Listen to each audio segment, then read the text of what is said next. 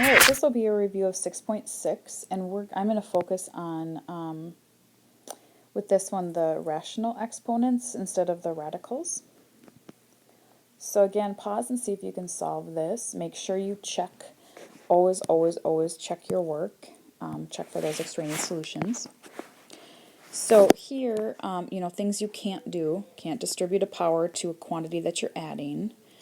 And so I'm going to just start right away to get rid of a power of 2/3, I raise it to a power of its reciprocal, which is 3/2. And of course I have to do that to the other side to balance. So first and foremost, power and a power, you're going to multiply that. Well, 2/3 times 3/2 is 1. And that's the point of the reciprocal, of course. This is the square root of 16 cubed, right? And be real careful, you're square rooting 16, so it's going to be plus or minus 4 cubed. And again, stop and ask yourself, why is it plus or minus? Because you square root, and when you're solving and you square root something, it's always plus or any even root, right? It's plus or minus.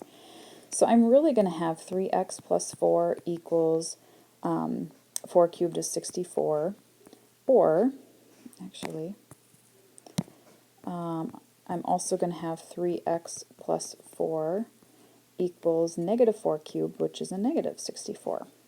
So subtract 4 and divide by 3, and subtract 4 and divide by 3.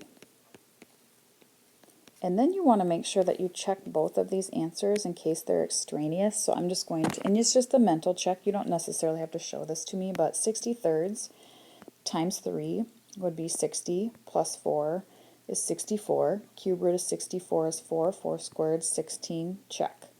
This one, negative 68/3 times 3 is negative 68, plus 4 is negative 64. Third root of a negative 64 is negative 4, but negative 4 squared is going to be a positive 16, so they both work. Alright, on this one I'm going to add 21 over here, right? So that's going to be negative 32, and then you divide by a negative 2, so that's going to be a positive 16.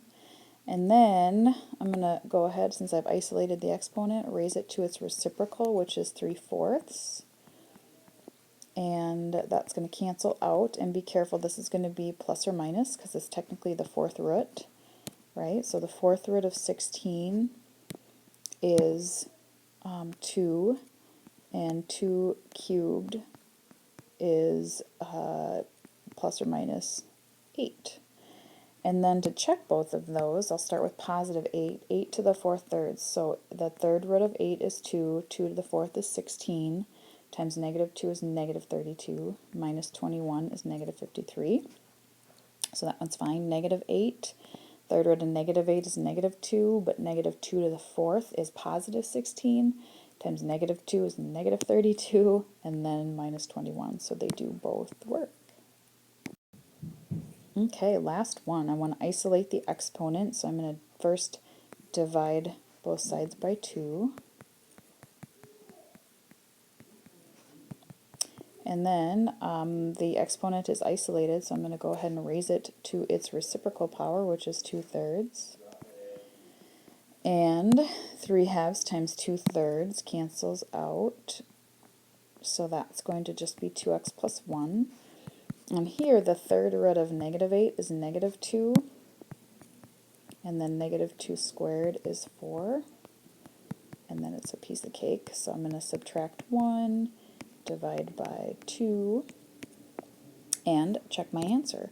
So 3/2 times 2 is 3, plus 1 is 4, square root of 4 is 2, 2 cubed is 8, times 2 is 16, but 16 doesn't equal negative 16, so when I check this, it doesn't work out. So I actually have no solution, and it's definitely possible to have no solution.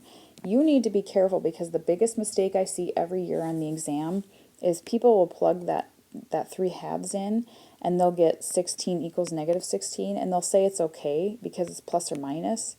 It's not. When you're checking a solution, there's no plus or minus about it. You're checking if this, when you put it in, truly equals this. So you're not going to plus or minus anything in the checking process. So this one did not work out.